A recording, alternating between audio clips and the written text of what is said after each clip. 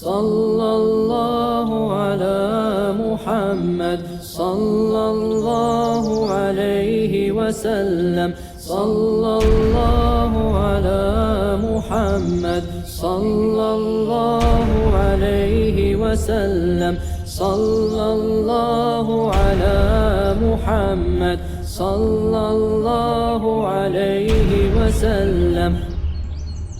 بسم اللہ الرحمن الرحیم۔ قصیدہ بردہ شریف کی فصل ہے فی ذکر شرف القرآن، شعر نمبر 103 اور 104 میں خوش آمدید۔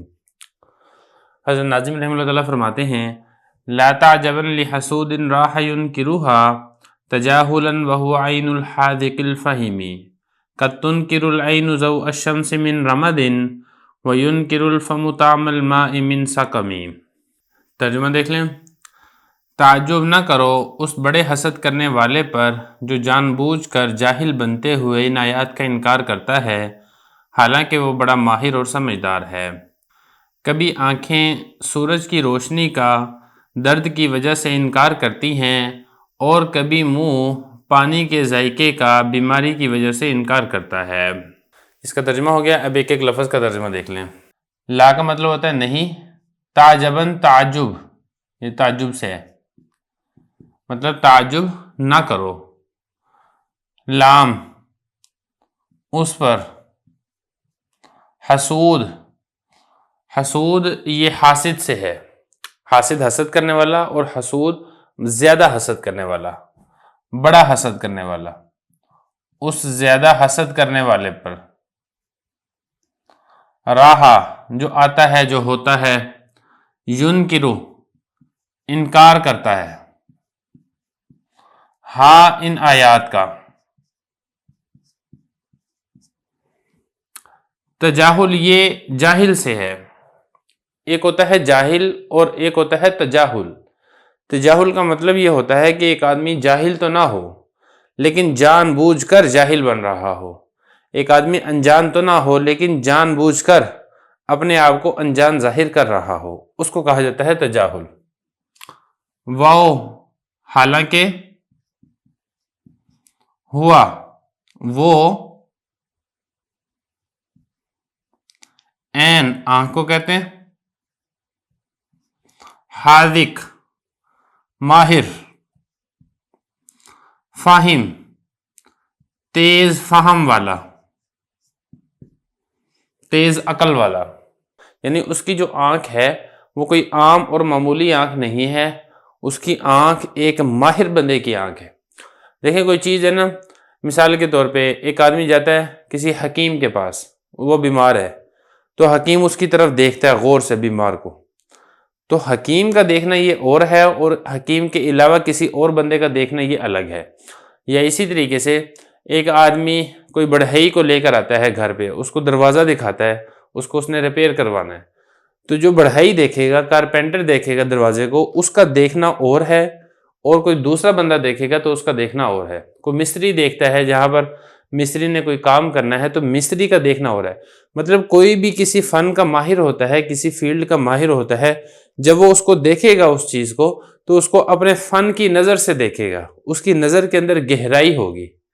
اور اسی طریقے سے کوئی جو سمجھدار آدمی ہے، تیز فہم اگر وہ بندہ ہوگا تو وہ دیکھتے ساتھ ہی جو مرض ہے، جو مسئلہ ہے، اس تک وہ پہنچ جائے گا۔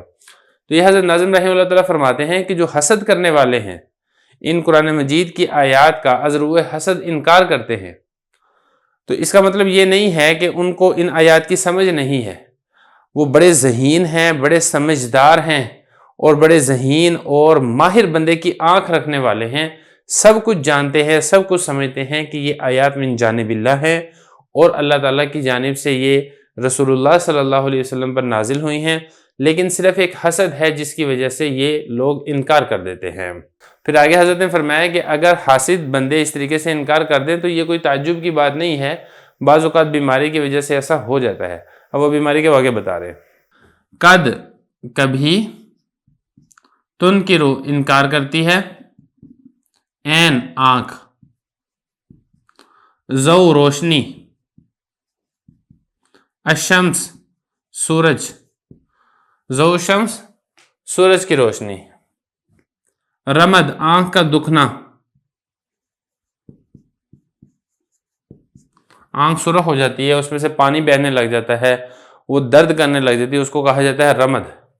من سے، واو اور ینکرو انکار کرتا ہے، فم منہ، طعم ذائقہ، ٹیسٹ، الماء پانی، من سے سقم بیماری۔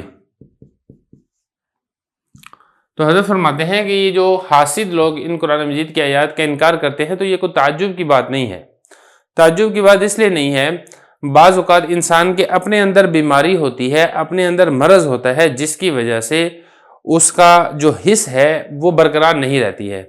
جیسے بعض اوقات انسان کی آنکھ درد کر رہی ہو، سوج گئی ہو اور پھول گئی ہو، سرخ ہو گئی ہو، اس میں سے پانی بہہ رہا ہو، جس کی وجہ سے دن کی روشنی میں بھی اس کو سورج نظر نہیں آتا۔ اب اگر اس کو دن کی روشنی میں سورج نظر نہیں آ رہا ہے تو اس میں سورج کا قصور نہیں ہے، بلکہ قصور اس کی اپنی آنکھ کا ہے جس کے اندر مرض اور بیماری ہے۔ یہ اسی طریقے سے بعض اوقات جیسے بیمار آدمی ہوتا ہے تو بیماری کے اندر اس کے منہ کا ٹیسٹ خراب ہو جاتا ہے، اس کو جو پانی کا ایک لذت والا ٹیسٹ ہے، ذائقہ ہے، وہ اس کو محسوس نہیں ہوتا، وہ پانی اس کو کڑوا کڑوا لگتا ہے۔ تو اگر اس کو پانی کڑوا لگ رہا ہے تو اس کا مطلب یہ نہیں ہے کہ پانی حقیقتاً کڑوا ہے، مطلب یہ ہے کہ اس کی بیماری کی وجہ سے اس کو کڑوا معلوم ہوتا ہے۔